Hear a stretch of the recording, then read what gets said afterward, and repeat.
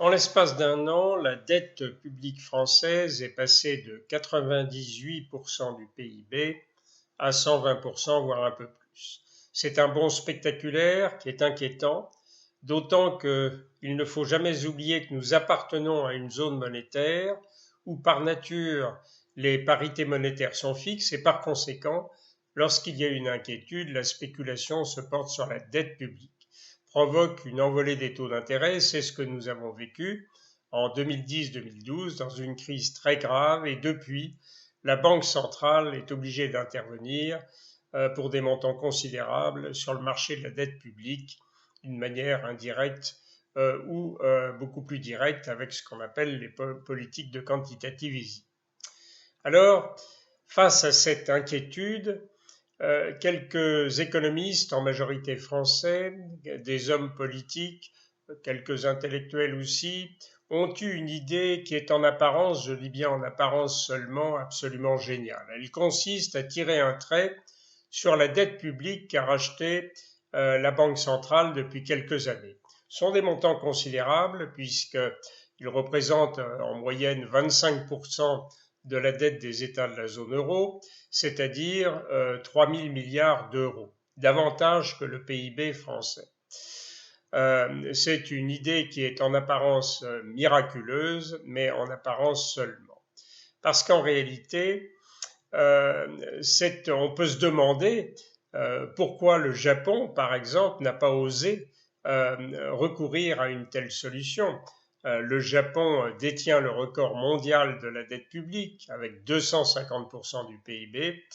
Ce serait extrêmement facile à mettre en œuvre au Japon puisqu'il y a une seule banque centrale, un seul État et des investisseurs qui sont en très grande majorité japonais. Le Japon n'a pas voulu prendre ce risque inouï, n'a pas voulu franchir le pas qui risquait de le conduire vers le précipice.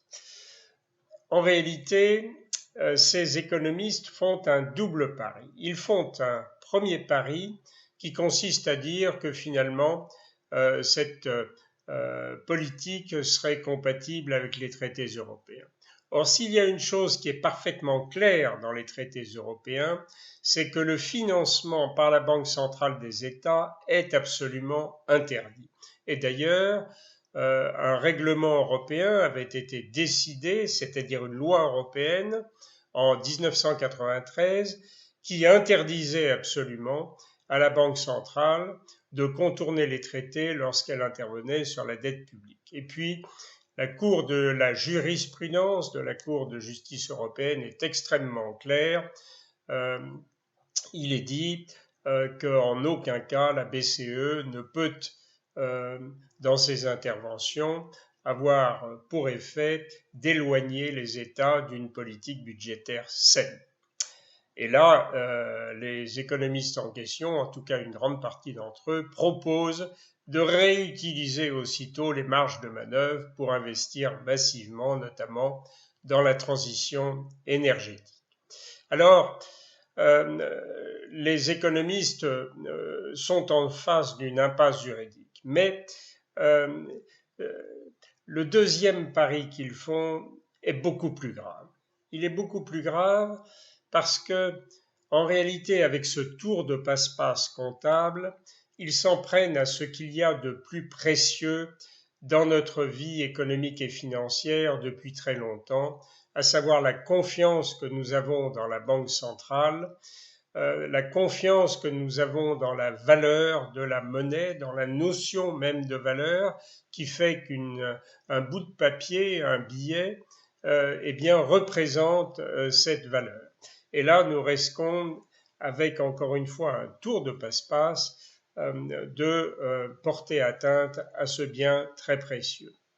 En réalité, quel est ce tour de passe-passe? Cela consiste, avec une perte qui serait aussitôt constatée dans le bilan de la BCE, à faire apparaître cette perte de à peu près 2500 milliards d'euros. Et deux hypothèses se présentent. Soit les taux d'intérêt s'envolent immédiatement, ce qui est le plus probable, les agences de notation dégradent la dette française et à ce moment-là, les États sont tenus de recapitaliser la Banque centrale, et puis c'est un retour à la case départ, c'est-à-dire que la dette augmente aussitôt, c'est un jeu à somme nulle, ou bien on fait le pari que la Banque centrale peut vivre avec être la seule grande banque centrale dans le monde à tenter cette expérience inédite d'avoir des fonds propres négatifs pour des montants considérables. À ce moment-là, nous ne savons absolument pas dans quelle aventure nous allons nous lancer. C'est impossible de le dire, mais c'est un pari diabolique qu'il est impossible de faire. Donc, je crois vraiment que il est important que ce débat ait eu lieu loin de l'élection présidentielle, parce qu'il ne faudrait pas que nous lancions à nouveau dans des aventures. Dans le passé, on nous avait affirmé à diverses reprises qu'une politique de relance massive entraînant des déficits budgétaires serait financée par les ressources fiscales générées par cette relance. En fait, il n'en a rien été. En général, ce genre de pari se termine de manière dramatique. Donc, surtout, ne nous laissons pas séduire par ce pari apparemment séduisant de l'annulation de la dette, qui est en fait un pari diabolique. C'est un vrai mirage.